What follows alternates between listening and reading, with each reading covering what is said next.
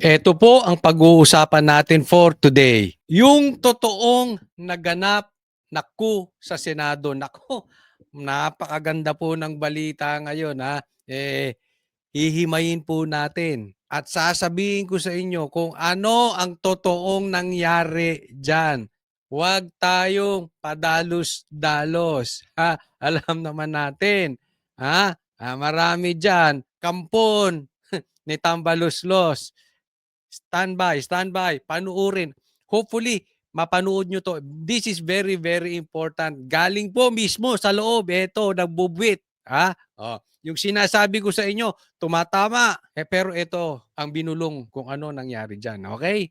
Standby lang po. Panurin nyo hanggang dulo. Pangalawa, ano ang plano ng minority bloc o ng Duterte bloc? Pangatlo, panalo nga ba ang majority bloc or Tambaluslos bloc? Pang-apat, ano ang dapat nating gawin? Tayo, mga ordinaryong mamamayan. Okay? Hindi na po natin pagtatagalin. Pero napaka-importante, ako yung nagpapaalala lang, huwag niyong kalimutang i-like tong video na ito. At doon sa mga hindi pa po subscriber ng channel ni Coach Oli, sana naglalambing lang po, konting panahon lang, like and subscribe. Okay, hindi na po natin pagtatagalin. Diretso na po tayo agad-agad sa topic dahil kay Coach Oli. Bida ang balita. Simulan natin dito. Explain po natin bakit tinawag na Senate President, Madam Senate President, ito si Loren Legarda.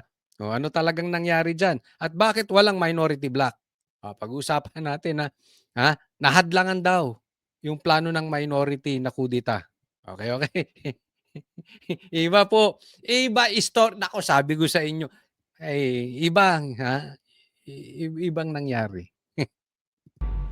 Mel, sa gitna ng ugong ng isang kudeta sa liderato ng Senado, isang power-sharing agreement umano sa pagitan ni Senate President Tito Soto at Senador Loren Legarda ang napag-usapan sa isang informal agreement or meeting. Ayan na.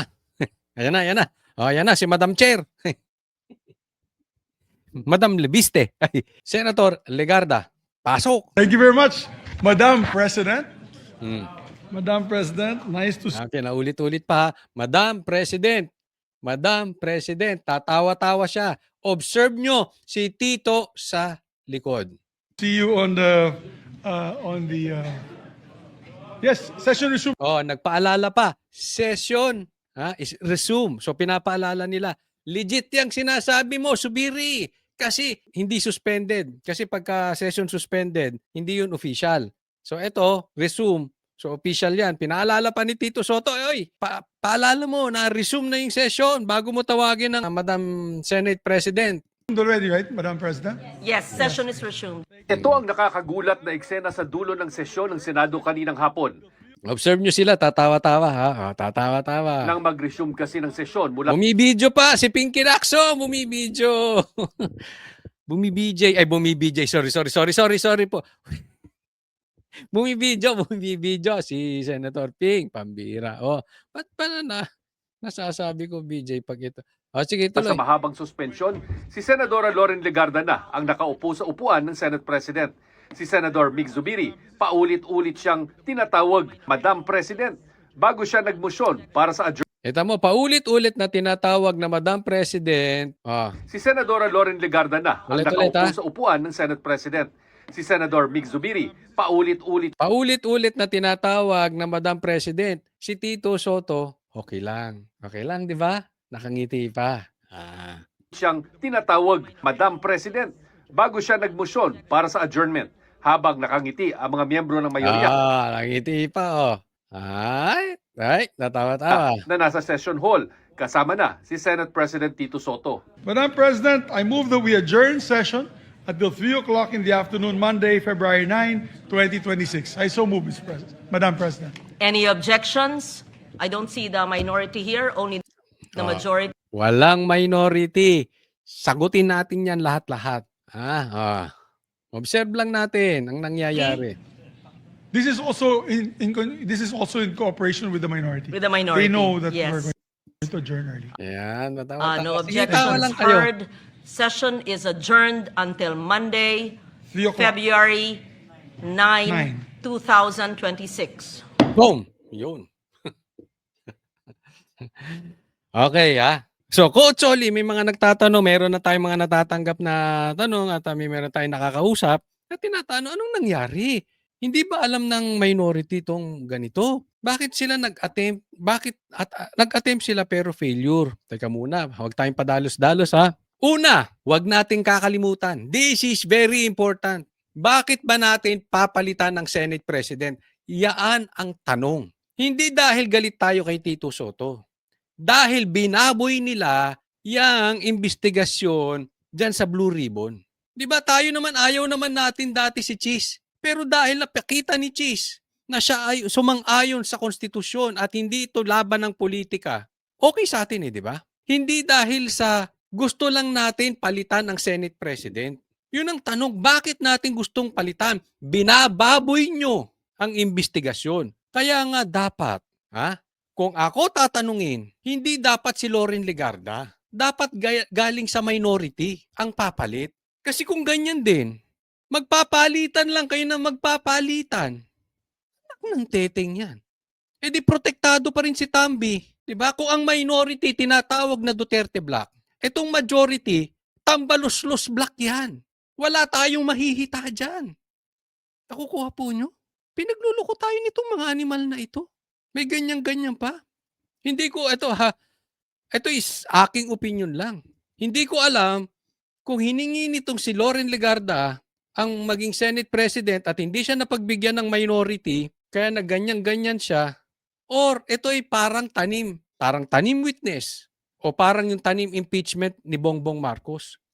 'Di ba? Alam naman natin yung impeachment na isinampa kay Bongbong Marcos, tanim din 'di ba? Tanim. Alam natin walang mangyayari doon. At kani-kanina lang, yun na nga, hindi na pumasa yung impeachment ni Bongbong Marcos. So sa madaling salita, ligtas. Ganito po ang ginagawa nila. Dahil po, mataas po ang sigaw ng taong bayan na palitan ng Senate President. Gumawa rin sila nagtanim palitan. Nagtatawa na pinagluloko tayo. Hindi lang po gusto naming mapalitan ng Senate President. Ang gusto namin lehitimong pagpapalit ng tayo ng paninindigan. Baka mamaya papalitan nyo nga yung Senate President, ilalagay nyo naman si Ping Lacson. Papalitan nyo nga yung Senate President, ilalagay nyo si Risa. Hindi yan ang gusto namin. Ayaw namin ng lukuhan. Huwag tayong maglukuhan dito. Binababoy nyo Alam mo ang ginagawa nito mga animal na ito? Binagawa nito sa iyo, sa akin, sa atin lahat, sa mga Pilipino, sa taong bayan. Ginagawa tayong tanga. Ang tingin nila wala tayong isip. Nagsampa ng impeachment kay Bongbong Marcos, kakampi nila. Yung tinatawag nila ngayong Senate President, kakampi din nila. Masaya ba tayo nun? Hindi. Huwag nyo kaming lukuhin. Hindi yan ang gusto naming Senate President. Ang gusto naming Senate President galing sa minority. Sigurado ko, pag ang Senate President galing sa minority, maninindigan yan. Nakita nyo yung investigasyon before? Nung si Cheese ang nandiyan dyan? Nung ang nakikidebate sa kanila, si Alan Cayetano? Si Cayetano? Di ba? Obvious di ba? Umuusad ang investigasyon. Ganun ang gusto natin. Huwag nyo kami parang ginagawa. Hindi po ito laro-laro. Hindi yung tatawagin ka lang Senate President, kunwari, tapos, alam nyo, yan lang ang pinakita sa media, wala namang butuhang nangyari. So kung legality, ang pag-uusapan po, kung gagawin man nilang Senate President si Loren, dapat dumaan sa botohan. Yun ang legal. Dito walang dumaang botohan. At kung meron mang dumaang botohan, suspended. Di rin po yung po pwede. Pero yung nangyari ngayon, ito po ilagay natin sa isipan natin. Hindi po yung galaw ng minority. Galaw po ng majority yan. Parang ginawa nilang tanim impeachment. Ito, tanim, palitan kuno. Okay? Tapos para nang-aasaroy Senate President, ito gusto nyo, Senate President, mabago, hindi po. At saka po, basta nakaupo dyan, ang tawag, Senate President. Huwag po natin kakalimutan yan Basta nakaupo dyan. Ganun po. Diba? Parang pinaglalaruan nila taong bayan. Kalokohan itong mga to. Tuloy natin. Thank you very much, Madam President. Ang tagpong yan nangyari sa gitna ng May yehey pa. Ano 'to, laro? Ha? Kayong mga senador, ano sa tingin niyo 'to, laro? Ito ba 'to tawanan 'no? Hindi, kayo ba, tanong ko kayo, kung papalit ang Senate President 'to, ang papalit isa sa kanila, matutuwa kayo? Papalit si Bam Aquino? Hindi yan yung sigaw ng taong bayan. Ramdam na rin kasi nila talagang matindi ang kagustuhan ng Pilipino magpalit ng Senate President. Ang naisip nila, term sharing. Mamaya explain ko kung bakit. Ha? Mamaya. Ugong ng panibagong kudita sa liderato ng Senado kung saan sinasabing si Legarda ang nakaumang na humalili kay Soto at maging kauna-unahang babaeng Senate President sa kasaysayan. Tinanong sina Legarda, Zubiri at Soto ukol sa nangyari. Presiding officer. Hindi. Ganun talaga, presiding officer ang tawag dyan, Senate President. Di ba? Pero yun ang pinikap ng media, nagtatawanan sila. So parang nangaasar, di ba? Ito mga Pilipino, gusto niya yan palitan ng Senate President. Ito na meron. So nagawa sila ng balita. Di ba? Binababoy. Nag-tweet kasi si Senator Kiko, #power sharing. Ma'am, nag-tweet si Senator Kiko, #power sharing. I don't know. Maybe you ask Senator Kiko. Bakit, Madam President? Was there She's an attempt po? maybe the future president of the Senate. We'll see. Future. Yeah, we discussed and all's well that ends well. Our group is more Maybe future Senate President daw si Legarda. solid than ever now. Wala, nakakatuwaan lang namin. Napagkatuwaan lang nila. Grabe, no? Eto na, power sharing. Tingnan mo itong mga lintik na dilawan talaga, no? Itong mga dilawan, itong mga pinklawan. Kakaiba talaga. Talagang panlulokong gusto nyo sa taong bayan? Ano to? Conditional? Transactional? Yung pagpapalit ba ng Senate presidency, sa tingin ninyo, namumuliti ka lang kami? Hindi. Dahil nabababoy ang Senado. Dahil nabababoy ang investigasyon. Kung kayo-kayo lang ang magpa-power sharing, pustahan tayo, itaga nyo sa bato. Hindi maiimbestigahan si Tambaluslos. Tambaluslos black kayo, hindi kayo majority black. Tambaluslos black kayo. Pustahan tayo. Hindi maiimbestigahan si Bongbong Marcos. Nagpapaganyan-ganyan ka pa, Kiko? Ha? Kinain na ng dilawan itong administrasyon natin. Saka na kayo magyabang. Kung meron na kayong bayag, imbestigahan si Tambaluslos. Hanggat wala kayong bayag na hindi nyo kayang imbestigahan si Bongbong Marcos, yung magpinsan, huwag nyo kaming yabang-yabangan ng ganyan. Bigyan ng maleta tong mga to.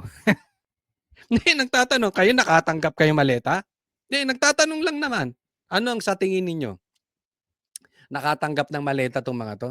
Ilang kayang maleta natanggap nitong mga to? Sige, ilagay nyo sa comment section. Antayin natin. Tingin nyo lang. Unang nag-post sa social media si Senator Kiko Pangilinan ng isang litrato sa loob ng Senate Lounge kasama si Legarda at 7 na iba pang senador na bahagi. Tamo, walang minority. Okay. Sige lang, magyabang kayo. Okay?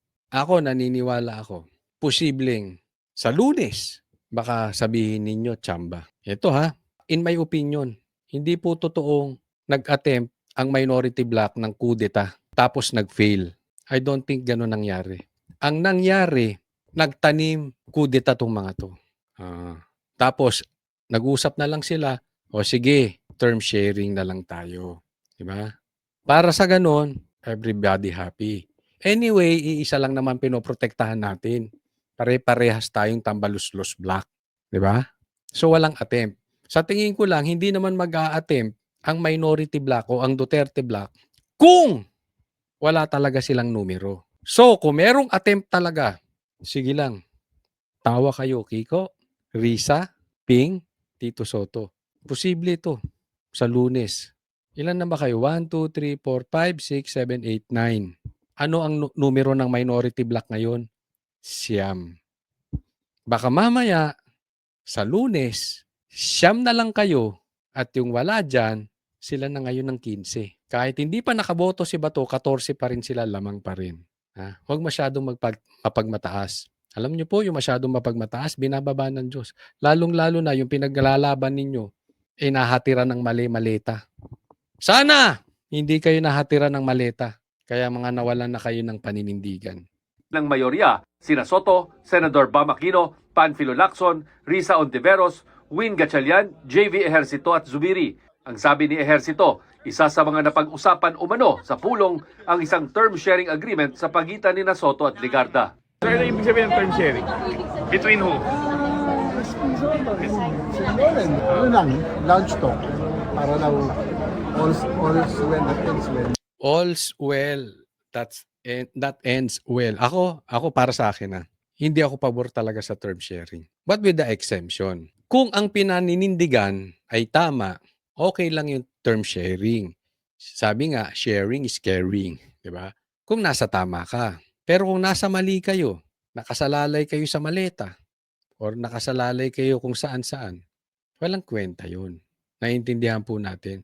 So, antayin po natin kung ano ang magiging ganap sa Lunes. Pero nga, sabi ko nga sa inyo, ang nadinig ko dun sa bubwit, may numero na. Antay-antay lang tayo. Ha? Ano ba ang dapat nating gawin? Etong dapat nating gawin. Patuloy natin during the weekend kasi Monday po lalabas yan. Etong weekend na to very crucial. Let's keep on the pressure. Alam ko naman, lamang ang gusto ng maayos at mapanagot yung totoong magnanakaw ng ghost projects. At alam nila, hindi mangyayari yan hanggat nakaupo itong dalawang One Ball University na si Tito Soto at saka si Ping Lacson. So, ipagpatuloy po natin ang pressure sa ating social media. Kaya naman nila ginagawa yan kasi ramdam nila yung pressure coming from us. Diba? Kaya nga nagkaroon sila ng open ng term sharing, etc. etc. Naglalabas sila ng mga ganyang paek-ek para ipakita na oy, nag-fail yung minority. Pero kung talaga mahina yung minority, hindi nila kailangan mag-resort to this drama, 'di ba? Oh, itong ganitong tanim-taniman. Ganito rin ang sabi ni Zubiri. Will there be term sharing? Power sharing daw pa In the near future. Si Soto hindi sinagot ng diretso ang mga tanong kung nagkaroon nga ba ng tangkang palitan siya bilang Senate President. Ang post daw ni Senator Pangilinan, isa lang biro. Pero Hindi sinagot ang tanong kung nagkaroon nga ng tangka minority. Ako, sa nadidinig natin, wala. Wala pa. Gusto niya sabihin, sino ang gusto ng mga senador na maging Senate President? Kayo nga, lagay nyo dyan kung sinong gusto ng mga senador sa Senate President. Hindi lang mga senador, yung mga Pilipino. Lagay nyo dyan sino dapat Senate President. Doon tayo sa tunay na abogado. Hindi abogaduhan. Hindi abogado galing One Ball University. Pambira naman, no? Ang gusto rin nating nasa Blue Ribbon chairman, abogado rin. Hindi yung baklang abogado. Yung parang bakla, yung hindi tunay na abogado. Parang ang bakla, hindi tunay na babae. Di ba? Ganon. Ayaw natin ng ganon. So wala pang attempt. Pero alam nyo kung sino ang gusto ng mga Pilipino maging Senate President at Blue Ribbon Chairman. sa huli, wala raw siya problema kahit anong posisyon ang hawak niya. Pero may attempt pa talaga, sir, na magpalit ng leadership. Well, better ask them. Better ask them. Wala akong alam. Biro lang yun. Lumambot na siya. Kahapon, naalala nyo yung sinasabi. Tinatanong siya about may attempt. Ang sagot niya ay, baka nga madagdagan pa kami. Pansin nyo? Ngayon, ang sagot niya, better ask them. Hindi sinagot ng diretso, in short. Siguro yung group ng majority. No. Ako pa, Senator. I can do any work in the Senate. I can be majority leader, minority leader, Senate President, or even a regular senator. Naks, kaya daw niyang gawin lahat. Basta may maleta. Di umano. I have no problem with that. The majority thwarted an attempt on your leadership, sir. Okay, sir. So there was an attempt and you were able to prevent it. Well, the majority, The majority. not me. So may attempt daw. Na-prevent nyo ba? Sabi, na-prevent ng majority. Eto sa akin Eto nadinig ko lang. Pupwedeng mali ako. Pero pag tumama ako, sabihin nyo, Coach Oli, nakachamba ka ulit. Pwede, okay lang ba? Okay. May numero po. Isa na lang. Isa na lang, tatakbo na. May numero po. Patuloy tayong manalangin. At patuloy tayong gawin ang ating parte sa social media. Isang pirma na lang.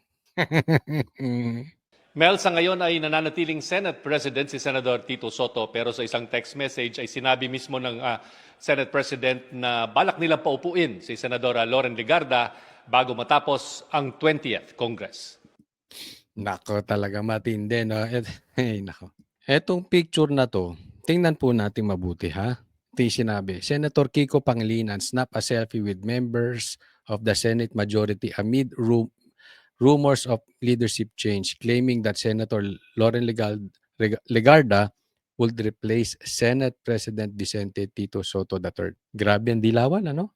Napakakapit tuko. Yan yung sinasabi natin, hindi po ito transaction. Ha? Ang gusto ng Pilipino, mapalitan ang tayo. Hindi lang mapalitan basta yung Senate President. Hindi si Loren Legarda gusto ng Pilipino.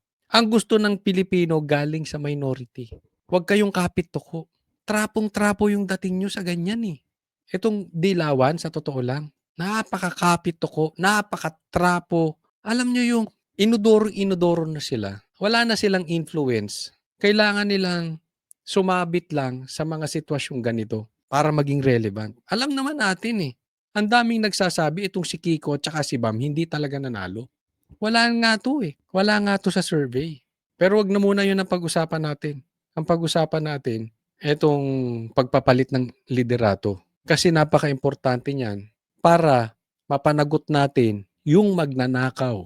Yung may kinalaman sa flood control scandal at saka sa ghost projects. So, maraming makakakilala natin, kaibigan natin na dismiyado sa nangyari. Wala na talaga, may pag-asa. Alam mo yung iba nawawala ng pag-asa. Huwag po. Huwag kayong mawawala ng pag-asa. Huwag po. Lahat po yan drama nila. Yung impeachment kanila, kunwari, hindi pumasa. Hindi. Sinadya yun, nakita nyo naman, di ba? So yung iba pinanghihinaan ng loob. Tapos ito, nag-fail ang minority. Hindi. Drama ulit to. Okay? Alam nyo ba't malakas loob ko? Kasi may bubwit nagbubulong sa akin ng totoong nangyayari. Relax lang kayo. Meron nang gumagalaw. Ha? Ang importante, lilinawin natin sa taong bayan na patuloy tayong manalangin, patuloy tayong gawin ang ating obligasyon, ang ating responsibilidad. Huwag tayong nagpapaniwala sa mga bali-balita, lalong-lalo na sa mga tanim-tanim na ginagawa nila. Kaya nga nire-redirect po namin. Ito, sasabihin ko sa inyo, makinig lang kayo sa Banateros. Kaming Banateros, even before the election, Duterte na, hindi kami nagpaganong-ganon. Lagi ko sinasabi sa inyo, maglalagay pa nga sila ng tanim Bongbong Marcos eh. Ano yung tanim Bongbong Marcos? Gawain na nila yan. Kunwari, anti-Marcos, pero nagtatanim ng fake news. Tapos sasabihin, o kita nyo, mga fake news to mga DDS. Kunwaring DDS lang yon. Ingat po tayo. Dahil style ng gobyerno yan. Tanim impeachment, tanim balita, tanim kudeta, para mawalan ng loob. Tapos akala nila nag-fail. Even tanim vlogger. Ingat po tayo dyan. Gusto nyo malaman ang totoong pulso na nangyayari sa paligid. Ito, hindi to nagtataas ng bangko. Hindi ko po tinataas ang bangko namin. But we know. Makinig po kayo sa Banateros. Yung tayo namin before, tayo namin hanggang ngayon. Gusto nyo malaman kung anong totoong nangyayari? Makinig kayo sa SMNI at Net25. Legit yan. Walang cover up yan. Sana po patuloy po kayong sumuporta at manood ng vlog ni Coach Oli. I-like nyo po itong video na ito. Sana po lagi nyo mapanood simula't simula hanggang sa matapos. Pwede na rin ba ako mag-request? Paki-share nyo to. Kasi alam ko marami nagtatanong, ano talagang nangyari? Ano talagang nangyari? Ito yun. I-share po ninyo ito. Like and subscribe na rin po. Maraming salamat po. God bless everyone.